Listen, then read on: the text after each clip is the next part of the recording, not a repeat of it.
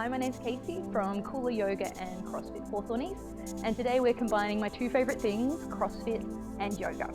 So a lot of athletes and CrossFitters are starting to incorporate yoga into their training. So you can cross-train with different types of yoga to assist your training goals. You can also use yoga at the end of a WOD to help with that muscle recovery, finding more mobility in those long, deep stretches. And you can also do what we're going to do today, which is more of a dynamic sequence that helps pre-WOD, so a warm-up sequence to get the muscles firing. So I'll get you all to stand up and come to the top of your mat with your feet together. And just bring the hands to heart center, start hugging the muscles in towards the bone so you're activating your core, keeping a softness behind the knees, lifting the toes off the ground to activate the arches of your feet, and then start to ground the toes back down into the mat. Bring the shoulders back and lift the crown of the head up towards the sky. And from here, as you inhale, bring the hands up overhead, interlace the fingers, release the index fingers across the thumbs. Keep the biceps right back in line with the ears, reach up out of the waist and just start moving from side to side. Just opening up through the side body. Start to feel as if you've been doing pull-ups this week like me. Lifting up and over each side, trying not to sink into the sideways, lifting up and out. And once you've evened up on both sides, bring the hands through heart center, bend through the knees, bring the hands down onto the ground. Toe heel the feet out to hip distance. You can always measure by putting two fists in between the balls of the feet. As you inhale, lift the torso halfway. Fingertips stay on the ground or they can come to the shins. And as you exhale, fold forward. Hanging in ragdoll for a few breaths, let the head hang heavy. You can reach for your elbows. Maybe have a little sway from side to side as you start to open up through the back of the legs.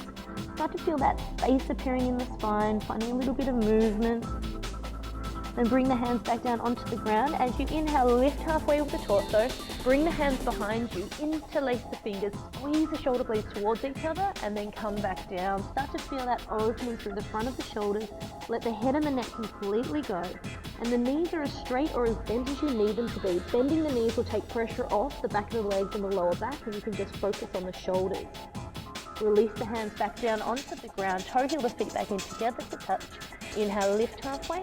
And exhale, step back with your right foot into a runner's lunge. Now the back knee can be lifted, or you can place it down onto the ground if you want to take things down a notch.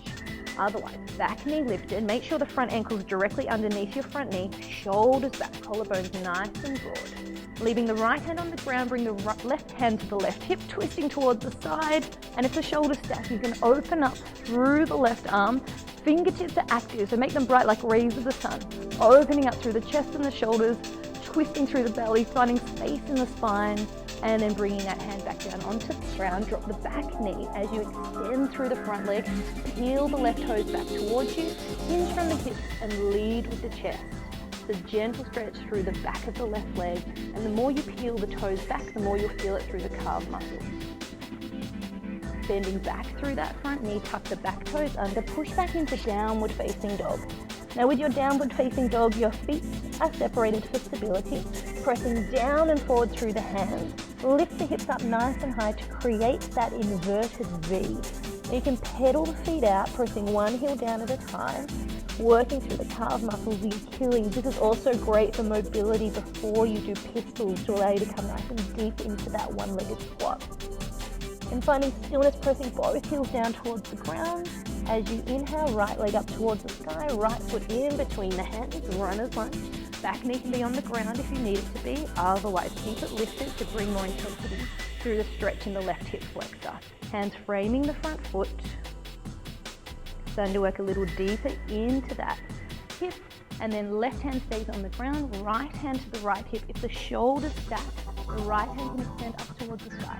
Make your right fingertips do the split, so feel that activation. Opening up through the shoulder and the chest, and making sure that the twist is starting right from the base of the spine. Lower, middle, upper back, the arm is a continuation. Bring the right hand back down onto the ground, drop the back knee, extend through the front leg, peel the toes back towards you, hinge from the hips, lead with the chest. Working through the right hamstring and peeling the toes back so you start to feel it in the calf muscle as well. And then bending through that front knee, tuck the back toes under, step back into your down dog. Feel that deeper opening through the shoulders, the chest. Maybe pivot both heels over to the left, open up through the right side body, and pivot both heels over to the right. open through the left side body.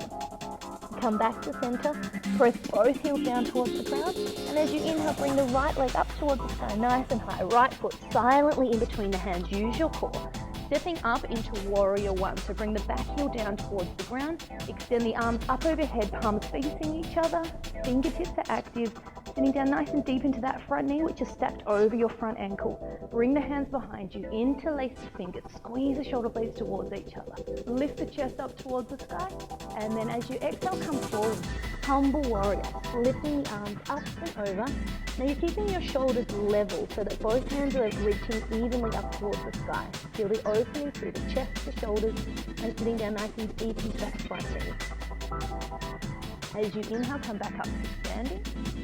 Bring the arms up overhead into your warrior one, then open up into warrior two. So the back foot's now in a 90-degree angle, and your hips and chest are open to the side of the room, which allows you to come down deeper into that front knee. So start working deeper into that lunge to activate through the hips.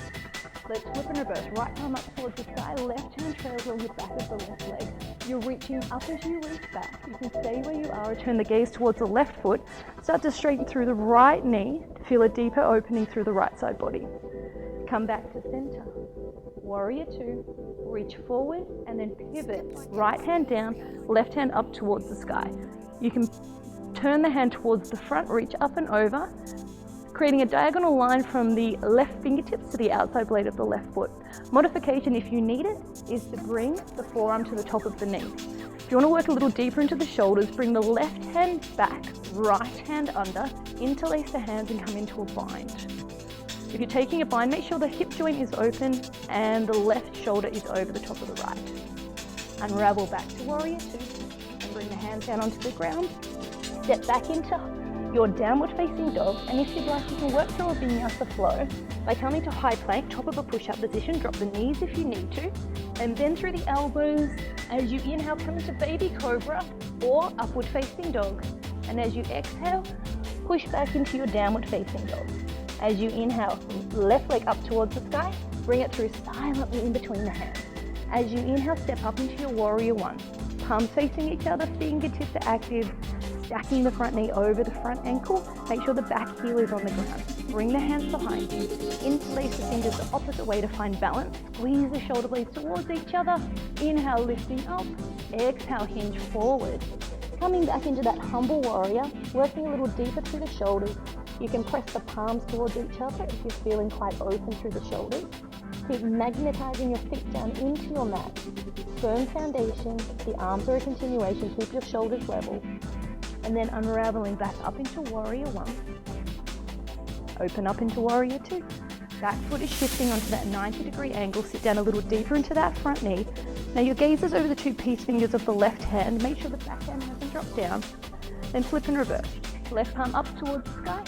Right hand trails along the back of the right leg. You can stay exactly where you are or start to straighten through the front leg and turn the gaze towards the right foot so you feel that deeper opening through the side body. Come back to your warrior two. Sit down a little deeper into that front knee. Reach forward and pivot. Left hand down, right hand up towards the sky. Modification, forearm to knee is there if you need it. You can either stay exactly where you are or flip the palm up and over, create that diagonal line from the fingertips to the outside blade of the foot. If you took a bind on the first side, reach back with the right, reach under with the left, and open up through the hip joint and bring that right shoulder back. Unraveling back to warrior two and bring the hands down onto the ground. Step back into your downward facing dog. Optional vinyasa flow if you want to start strengthening and lengthening the body and getting more movement before you start your workout. As you inhale, right leg towards the sky, right foot in between the hands, this time coming into crescent lunge. So you start in runner's lunge, bring the hands to the hips if you need your balance, and then whenever you're ready, bringing the hands back up overhead. Now bring your left arm underneath the right. Hinge at the elbows, twist at the wrist, bring the palms together, creating your eagle beak. If you need to, you can just grab your shoulders. From here, start to reach the elbows up to release in between the shoulder blades. Sit down a little deeper into that front knee, and then release back up into crescent lunge. Hands through heart center, down onto the ground. Step back into downward dog. Either staying here, you can pedal out the feet if you want to work a little deeper into the calf. Otherwise, you can work through a Vinyasa flow. Knees can be lifted or on the ground. Meeting back in down dog. Then as you inhale, left leg towards the sky. Left foot in between the hands. Coming into runner's lunge, and then hands to the hips if you need your balance. Whenever you're ready, your hands come back up overhead. Sit down a little deeper into that front knee. This time, right arm underneath the left. Hinge at the elbows, twist at the wrists, create that eagle beak. Lift the elbows up towards the sky, release through the back of the shoulder blades.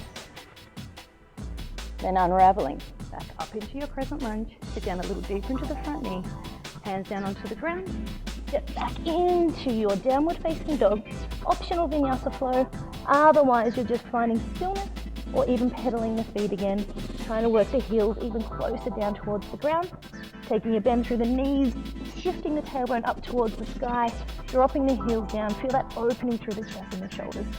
Taking a deep bend through the knees, either step or jump the feet forward, keep them nice and wide as you come down into Malasana, deep yogi squat.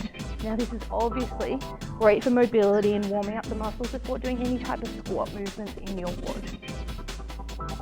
So if possible, leave the hands at heart center, but if you need to bring the hands to the ground, they can touch the mat and your heels can be lifted if you can't ground them, or you can grab a couple of bumper plates and put them underneath your heels to elevate them to allow you to sit back onto the bumper plate and then maybe bring the hands to heart center.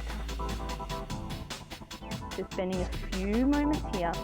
You're drawing the knees outwards by pressing the elbows to the inside of the knees. Sinking the hips down towards the ground, shoulders back, collarbones nice and broad, and just looking at one point in front of you. Bringing the hands back down onto the ground, lifting the hips up towards the sky. Toe heel the feet in to about hip distance. As you inhale, lift halfway. Exhale, fold, hang in ragdoll. Just a few more moments. Find a little bit of movement.